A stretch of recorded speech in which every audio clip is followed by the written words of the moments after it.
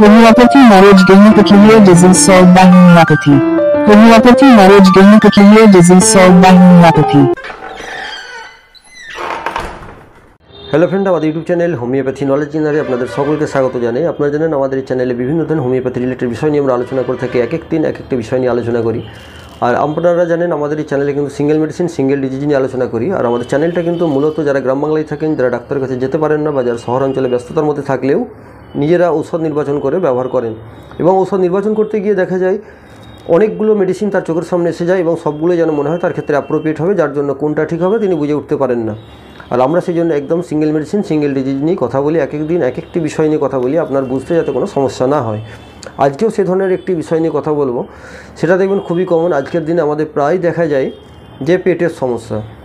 অনেকে হয়তো বলছেন যে আমি খাবার চেক করে চলছি, টাইমে খাচ্ছি, তবুও কিন্তু একটা পেটের সমস্যা রয়ে যাচ্ছে। তাদের ক্ষেত্রে বলবো যারা ঠিকঠাক খাবার খাচ্ছেন, খাবারের নিয়ম মেনে চলছেন এবং তারপরেও কিন্তু তার পেটের রোগ হচ্ছে, তারা কি করবেন। হোমিওপ্যাথিতে দেখুন ঔষধ তো বহু আছে, বহু সিমটমের উপরে থাকে। তো একটা কমনলি যেসব সিমটমগুলো দেখা যায় সেটা হচ্ছে দেখবেন মাঝে মধ্যে কনস্টিপেশন হচ্ছে, মাঝে মধ্যে একটু আমাশার ভাব হচ্ছে, বা মাঝে মধ্যে দেখা যাচ্ছে একটু সামান্য গ্যাস অম্বলে তৈরি হচ্ছে।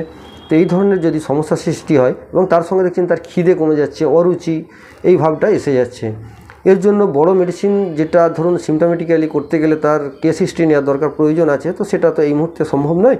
তো আমি কমনলি কিছু মেডিসিন বলছি যেটা কিন্তু এই ধরনের সিমটমগুলো হলে যে কেউ ব্যবহার করতে পারেন, কোনো সাইড এফেক্ট হবে না এবং অল্প দিনের জন্যই ব্যবহার করবেন, উপকার হলে তাতেই হবে।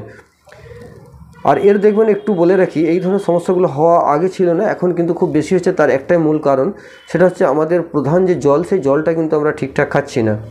আমরা যখন দেখবেন বিশেষ করে ছেলেরা যারা বাইরে কাজকর্ম করি, অনেকে যারা মধ্যবিত্ত মানুষ, তারা কিন্তু সবসময় যে একটা ভালো জল খেতে পারছেন তা কিন্তু নয়। দেখবেন হয়তো চা খেতে গেলেন, চায়ের দোকানে একটা জল খেলেন, ন্যাচারালি চায়ের দোকানে দেখবেন একটা বড় ড্রাম থাকে বা জ্বালা থাকে, সেই ড্রামটাই দেখবেন এলাকার যত মানুষ আছে সবাই মগে করে তুলছে। বা আপনি পরোটার দোকানে পরোটা খেলেন, সেখানে আপনি জলটা খেতে যাচ্ছেন, জলটা দেখবেন যে একটা ড্রামের মধ্যে রাখা আছে, সেই ড্রামের মধ্যে কিন্তু একটা মগ ঝোলানো আছে, মগটা কিন্তু সবাই মিলে ডোবাচ্ছে। অর্থাৎ দিনে যদি তার 200 কাস্টমার হয়, 200 মানুষ বিভিন্ন জায়গাতে কাজ করতে করতে আসছে নোংরা হাতে, সেই জলটা যখনই মগটা ডুবাতে আসে তার সঙ্গে হাতও কিন্তু তার কিছুটা আঙুল ডুবে গেল।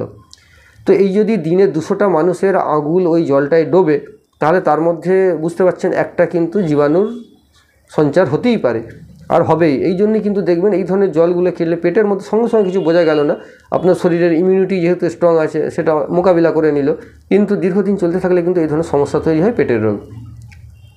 আরেকটা বড় জিনিস হচ্ছে পেটের রোগের জল যেটা, সেটা আমাদের ত্যাগ করতে হবে। সেটা হচ্ছে বাড়িতে দেখবেন প্রত্যেকেরই কিন্তু একটা প্লাস্টিকের বোতল রাখার প্রবণতা এসে গেছে। এই প্লাস্টিকের বোতলটাকে কিন্তু ত্যাগ করবেন।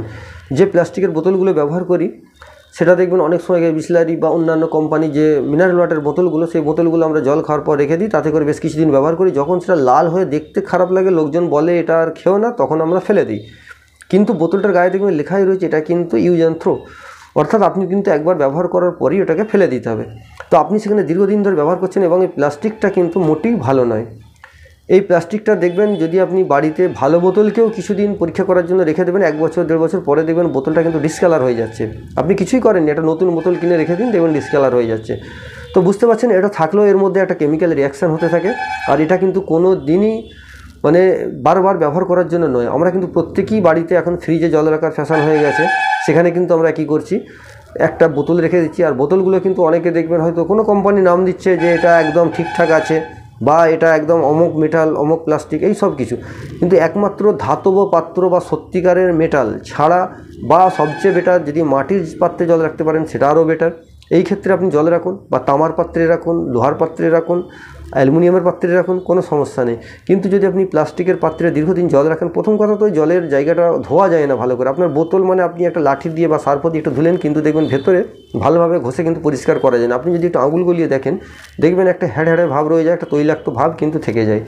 আর এই জলটা দীর্ঘদিন খাওয়ার ফলে কিন্তু একটা পেটের সমস্যা। এবং এই যে প্লাস্টিক, এই ধরনের প্লাস্টিক কিন্তু দেখবেন বিদেশে বহুদিন আগে ব্যান্ড করে দেওয়া হয়েছে। ইভেন দেখবেন আমরা যে এখন বাড়িতে যে সাবমার্সাল বা কল বসাই, এখানে যে আমরা পিভিসি পাইপটা ব্যবহার করি, এটা কিন্তু বহু দেশে উন্নয়নশীল যে কান্ট্রিগুলো আছে সেখানে কিন্তু এই পিভিসি বহুদিন আগে ব্যান্ড করে দেওয়া হয়েছে। আর আমাদের এখানে কিন্তু এটা একদম রমরমিয়ে চলছে এবং খুব সস্তায় যেহেতু পাওয়া যাচ্ছে, সেই জন্য আমরা প্রত্যেকেই ব্যবহার করছি। এবার আপনি ধরুন বাড়িতে আপনার একটা টিউবওয়েল বা সাবমার্সাল আছে, আপনি জলটা সেখান থেকে ডাইরেক্ট তুলে খাচ্ছেন। একটা যদি 300 ফুট পাইপ হয়, 300 ফুট পাইপের মধ্যে যে জলটা থাকে সেটা কম নয়। সেই 300 ফুট পাইপের জলটা যদি আপনি ঢালেন, দেখবেন হাফ ট্যাঙ্ক বা 1 ট্যাঙ্ক জল হয়ে গেছে। তো তো সেই 300-350 ফুট এই জলটা পাইপের মধ্যে রয়েছে। আপনি যখন সাবমার্সেলটা চালালেন 24 ঘন্টা পর, আজকে চালিয়েছেন আবার কাল সকালে চালাবেন, তখন দেখবেন ওই যে পুরনো পিভিসির মধ্যে জলটা ছিল সেই জলটা পুরোটা আপনার কাছে এলো, আপনি সেই জলটা ব্যবহার করলেন। আবার আপনার ট্যাঙ্কে রইলো, সেখানে কিছুটা হয়তো সেটা অনেকে খাননি, ডাইরেক্ট ধরে নেন সাবমার্সেলের মুখ থেকে বা টিউবওয়েলের মুখ থেকে, কিন্তু পিভিসির মধ্যে যে একটা হিউজ পরিমাণ জল যেটা 24 ঘন্টা রইল পিভিসিতে, এই পিভিসিটা তো কিন্তু আপনার সিকিউর নয়, এটা তো বিদেশে বহুদিন আগে ব্যান করে দেওয়া হয়েছে, কিন্তু আপনি সেই জলটা খেলেন, যার ফলে কী হলো, আপনার এমন রোগ হলো, ক্যান্সারের মতো মারণ রোগও কিন্তু হতে পারে। আর আমরা কিন্তু খুঁজে পাই না যে কোথা থেকে রোগ এলো, কী হলো। তো সবাইকে বলবো আপনারা চেষ্টা করুন জলটা একটু ভালো খেতে, অন্তত জলটা একটু ভালো পাত্রে রাখুন। জল কিন্তু একদিনে বাসি হয়ে গেলে যে খুব খারাপ হয়ে যায় তা কিন্তু নয়, কিন্তু যদি আপনার ওই ধরনের জায়গায় থাকে সেটা কিন্তু আরও ডেঞ্জারাস। এবং যে লোহার পাইপের যে কলগুলো আছে সেই কলগুলোর জল যদি খেতে পারেন দেখবেন সেটা কিন্তু অনেকটাই বেটার। আর জল একটু পরীক্ষা করে নেওয়া ভালো, সরকারি অনেক জায়গাতেই বিনামূল্যে পরীক্ষা করা হয়, কেউ যায় না বা কেউ কোনোদিন করায়নি, তো একবার পরীক্ষা করে দেখে নিতে পারেন আপনার জলে যে মাত্রাগুলো ক্ষতিকারক আর্সেনিক আয়রন কতটা কী আছে সেটা একবার চেক করে দেখে নিতে পারেন। এটা কিন্তু আমার মনে হয় একটা প্রয়োজনীয় বিষয়। তো যাই হোক, পেটের রোগের জন্য যেটা বলছিলাম কী ওষুধ ব্যবহার করবেন, সেটা হচ্ছে আপনারা কুর্চি মাদার এবং চেলিডোনিয়াম মাদার দুটোকে ইকুয়াল পোর্শনে মিশিয়ে নেবেন। চেলিডোনিয়াম মাদার এবং কুর্চি মাদার দুটোকে ইকুয়াল পোর্শনে মিশিয়ে নিয়ে এটা আপনি 10 ফোঁটা করে আধ কাপ জলে দুপুরে খাওয়ার আগে অন্তত 10 দিন খান। আশা করা যায় পেটের যে সমস্যা সেটা কিন্তু অনেকটাই কমে যাবে। কিন্তু যদি আপনি এই জিনিসগুলোকে না মেনটেন করেন তাহলে কিন্তু আবার হতে পারে, এটা স্বাভাবিক বিষয়। আর যদি আপনাদের কোনো ডিটেলসে আলোচনার প্রয়োজন মনে করেন বা জানার থাকে বা পরামর্শ আমাদেরকে দেওয়ার থাকে, তো অবশ্যই আমাদের সঙ্গে আলোচনা করতে পারেন। যে কোনো দিন সন্ধ্যে 7টা থেকে 8টার মধ্যে ফোন করতে পারেন, এবং যারা ইন্ডিয়ার বাইরে থেকে কথা বলেন তারা হোয়াটসঅ্যাপ কল করতে পারেন, কোনো সমস্যা নেই। আমাদের সংস্থার যে কোনো ডাক্তারবাবু আপনার সঙ্গে কথা বলবেন এবং আপনাকে সুপরামর্শ দেবেন। তো সকলেই ভালো থাকুন, সুস্থ থাকুন, দেখা হবে অন্য কোনো ভিডিওতে অন্য কোনো দিন। আজ আমরা এখানে শেষ করছি, ধন্যবাদ।